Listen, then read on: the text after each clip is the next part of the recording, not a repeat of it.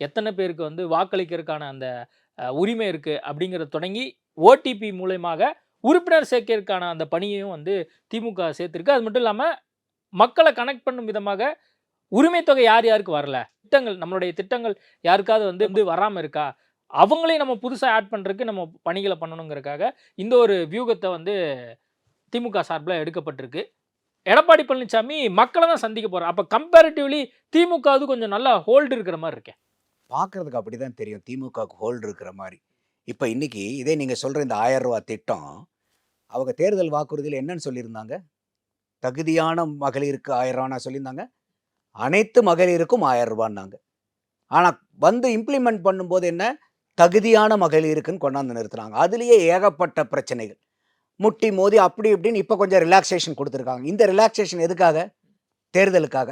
அப்ப இந்த பெண்களுக்கு மாசமான ரூ. 1000 குடுக்கக்கூடிய திட்டமே தேர்தலை சார்ந்து தான் அந்த திட்டங்கிறதே உங்களுக்கு புலப்படுதா இல்லையா இப்பனாச்சுக்கு?